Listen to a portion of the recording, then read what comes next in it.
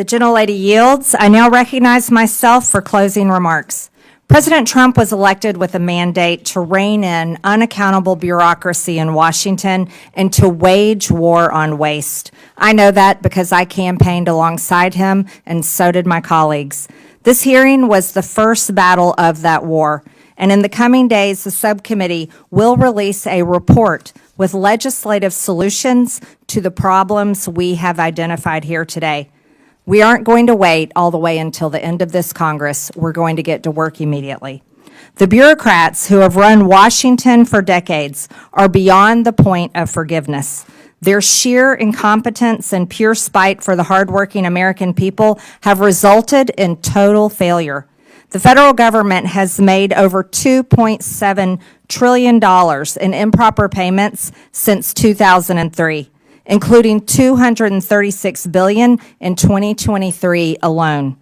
Those are trillions of dollars that honest Americans have paid in taxes at gunpoint over the years.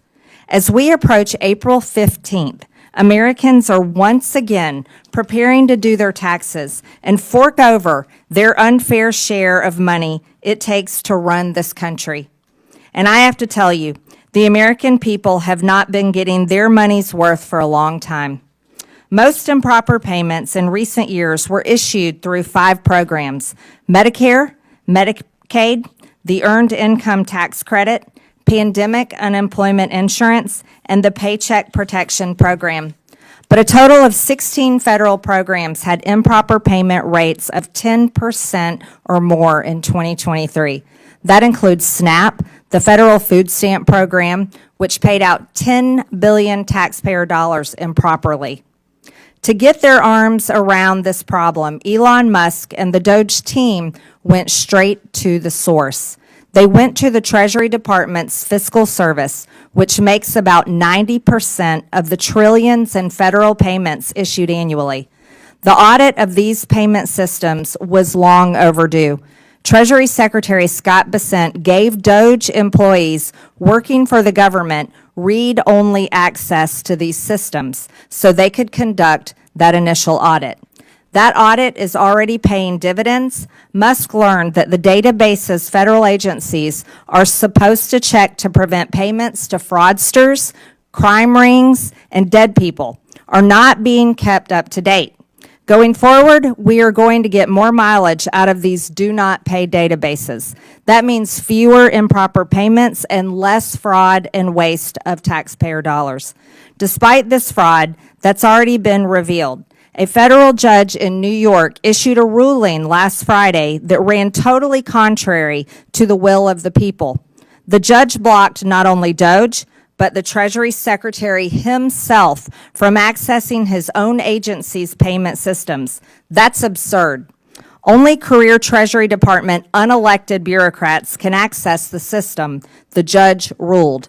This turns the Constitution on its head. We will hold this judge and others who try to stop the will of the people and their elected leaders accountable. As is written in the Federalist Papers, the judiciary has no influence over either the sword or the purse, no direction either of the strength or the wealth of the society.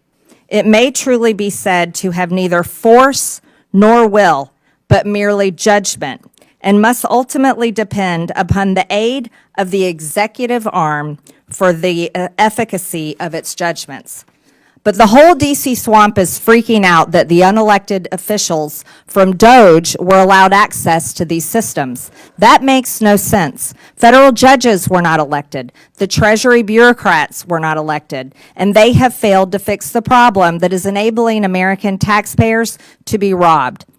So why not bring in skilled outside experts like private companies and private citizens who are successful in the real world to do everyday work that we need to get done here, like audits? Of course, federal payment systems are only one link in the improper payment chain. We need to look at other links in the chain. We need better front-end identify verification to screen out fraudsters, and we need to close eligibility loopholes. That means not letting applicants self-attest to their own eligibility. And it means ending categorical eligibility. which lets someone who fraudulently qualifies for one federal benefit automatically get other federal benefits. Finally, we need to better coordinate fraud prevention efforts between federal governments and the states. These are all issues that we will be taking a hard look at in this committee and coming up with solutions to, including legislation and referrals to committees of jurisdiction that will deliver for the American people.